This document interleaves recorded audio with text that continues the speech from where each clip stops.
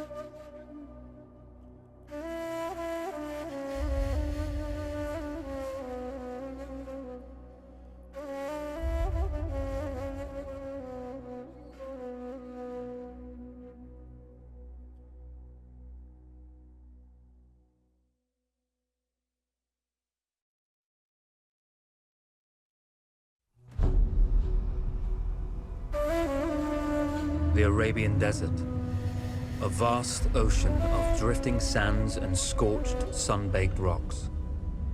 Beneath these endless dunes, oil, the lifeblood of our new mechanical century. For more than 400 years, the Ottoman Empire has ruled these lands, controlling all that's to be found here. But the Ottomans do not rule unopposed. Small bands of Bedouin rebels have united to overthrow the empire. They strike without warning and then vanish into the desert. Fighting alongside them is a lone British officer whose exploits have earned him wide renown. The world has taken to calling this man Lawrence of Arabia.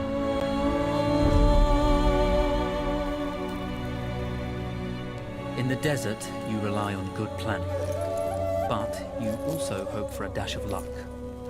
And luck was with us when we learned of a recently derailed Ottoman train carrying a most interesting piece of cargo.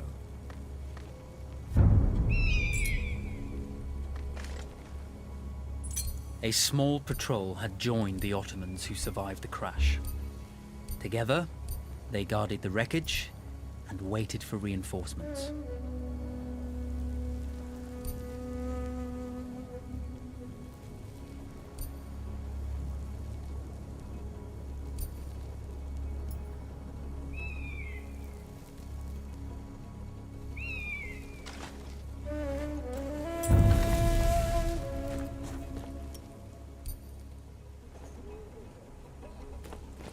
We strive to do what we think is right, and push through those who would stop us from achieving this, no matter the cost.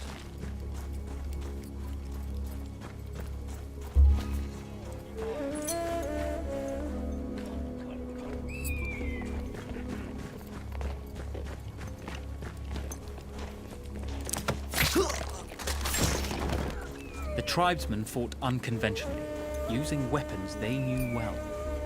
Endurance, individual intelligence, and courage were their primary assets.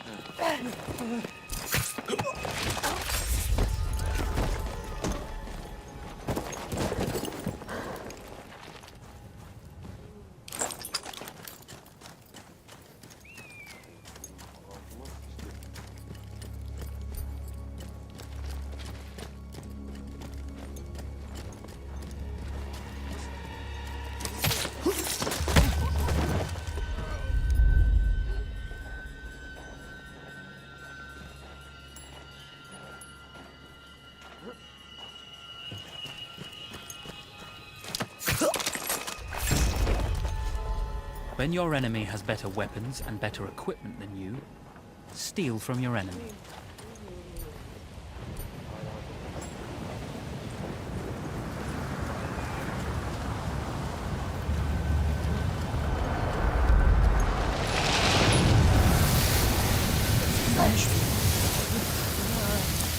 Burada!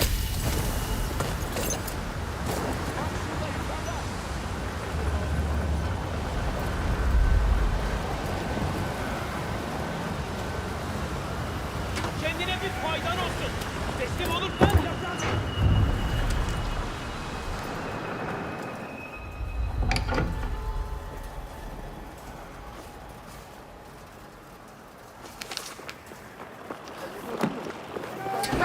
Vaziyetini bozma. Come out!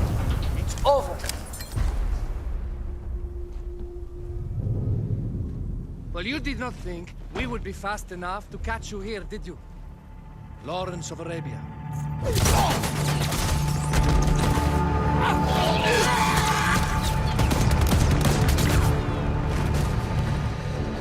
Actually, I was rather depending on it. Lawrence. Well, this is very clever. Now the hunter becomes the hunted. So who might you be? How enchanting you are, my dear. Ahmed. I'll show you enchanting. If it weren't for you, I'd be free. Free, is it? You'll be free when you're dead. And I'm happy to tell you, the Empire intends to grant you all this freedom very soon. Even now, an engine of destruction scours this desert, obliterating your allies, your families, your homes. Soon there will be nowhere to run. Nowhere to hide. Soon all that you know, and all that you love, will be ashes. You will all be free to die. Oh. Ah, you animal! Zara.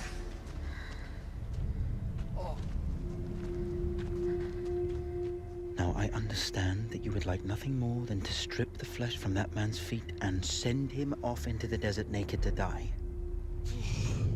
But think about it. You're right. I'm sorry. My friend here, she can be a little brusque. You're going to tell me how to lie to your train, so we can lure it into a trap and destroy it. Impossible. To even begin to talk to that train, you would need an entire book of communication codes. Oh, like this one, you mean? You can never stop the progress of machines! One day, the whole world will take your lands and the precious black gold beneath its sands. We shall see, my friend.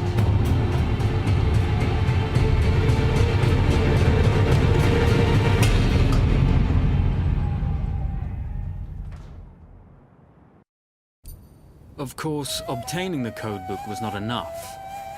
To destroy this Iron Dragon, this Canavar, as the Ottomans had named it, we had to send it 3 encrypted messages telling it to stand down. There were Ottoman outposts scattered along the railroad tracks. The commanders there carried high-priority message capsules. We had to use those to send our orders. Infiltrating the village wouldn't be easy. A full detachment of Ottoman soldiers had occupied it. The Ottomans had chosen an isolated location for their desert outpost. It seemed lightly defended. It was also well stocked with arms and equipment. The ancient ruins were all that remained of a civilization now lost to time. The Ottoman Empire brought in the modern world with a host of armored vehicles and field guns. 3 commanders to eliminate, 3 personal message capsules to be stolen, and then sent with our false orders. How Zara tackled this dangerous and audacious mission was up to her. The Bedouin treasured their horses, and in return, those animals granted their riders unparalleled speed and mobility.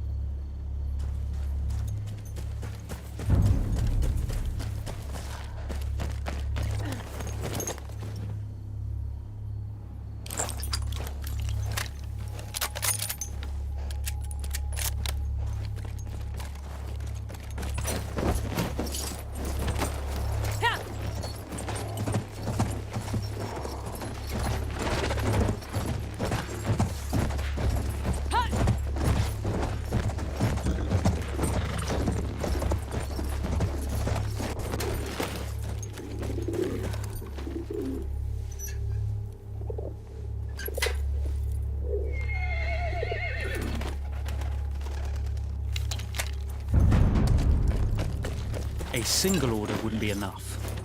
Ottoman protocol required the message to be received in triplet before the train would acknowledge it as genuine.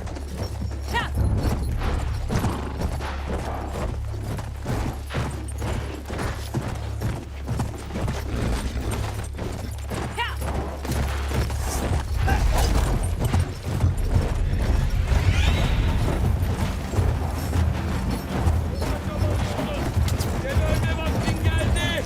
Sen dur, dur. Ya teslim ol ya geber.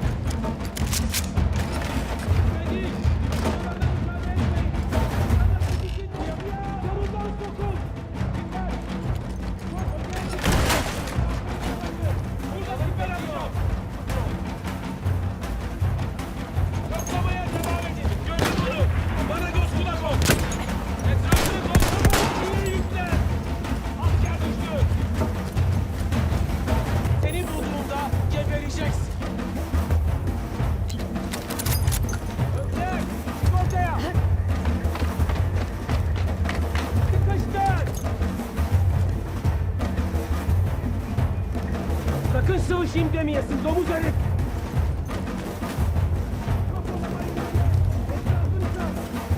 Çok öteye gitmeyin. Bu yana! At! Kardeş düştü!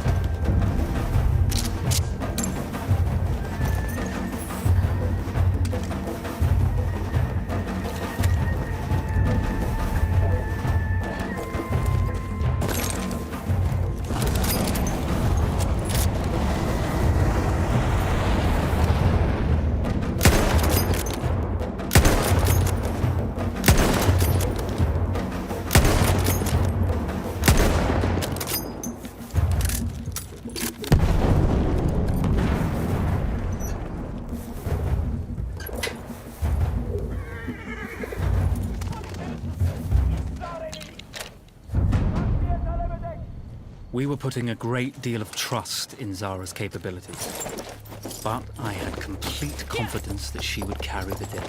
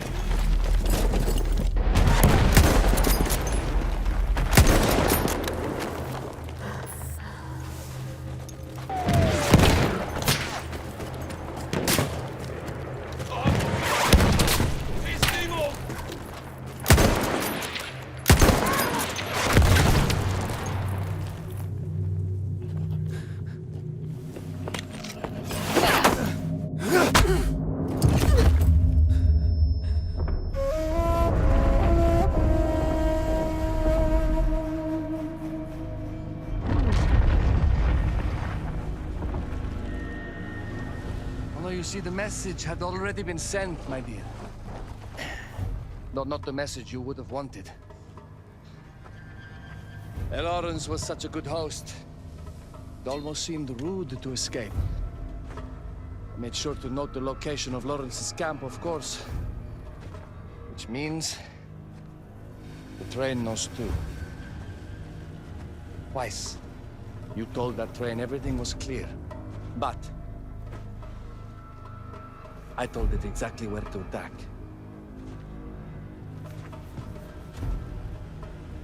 The beast has your scent, my dear. And it's coming to slaughter you and your little band of rebels. First, the firestorm from the cannon. Then, up close with the troops to slaughter any survivors.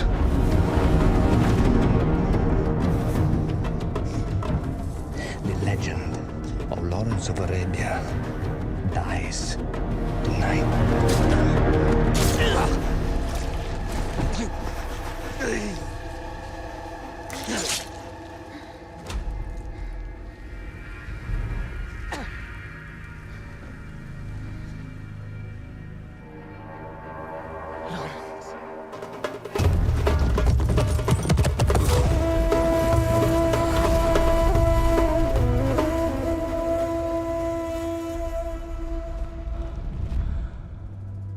You slipped away just in time. Tilkitchi was a fool to think we'd ever stay after he escaped. The carnival won't stop hunting us. No, it won't. Let me think.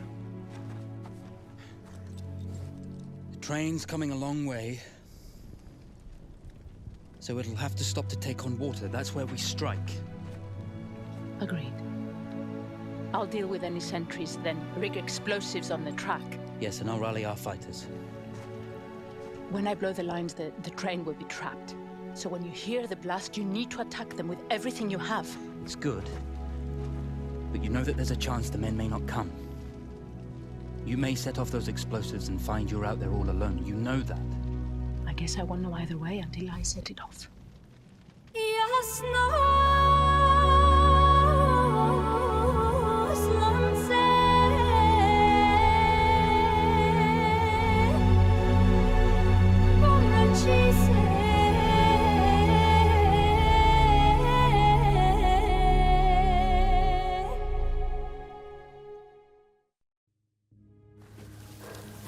Man makes plans, and God laughs.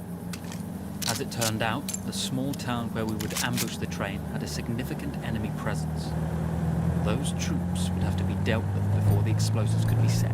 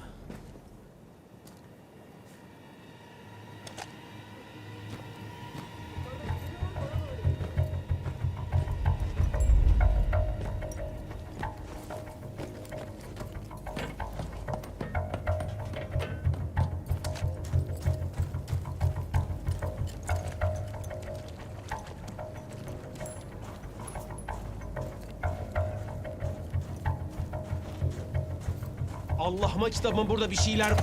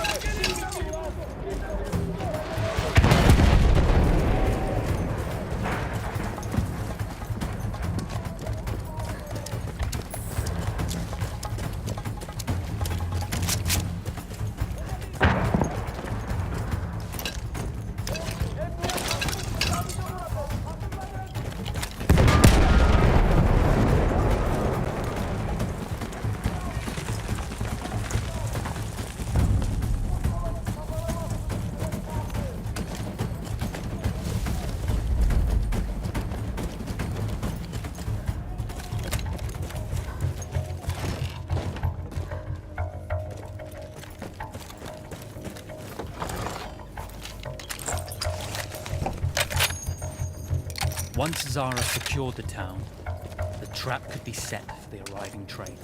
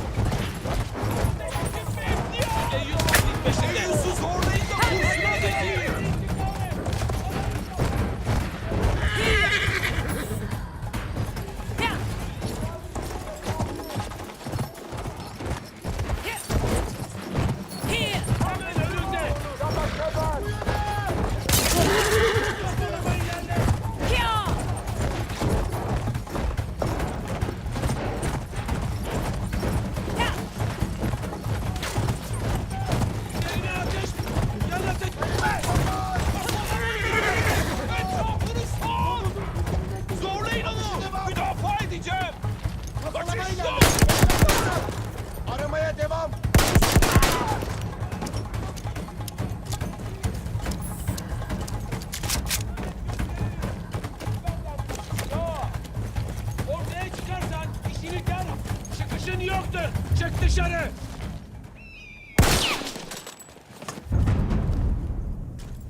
Once Zara secured the town, the trap could be set for the arriving train.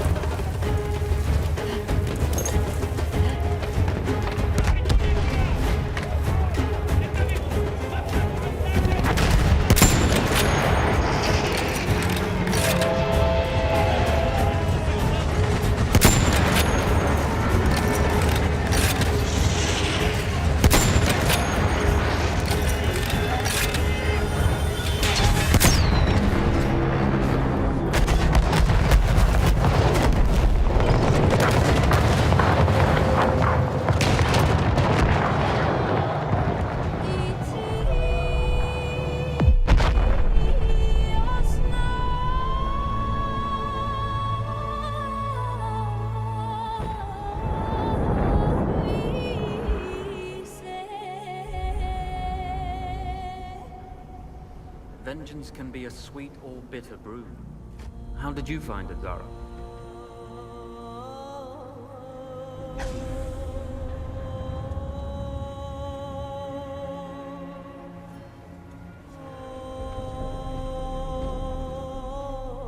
And you're right, we do need to think bigger, act bigger. Maybe even the Suez Canal.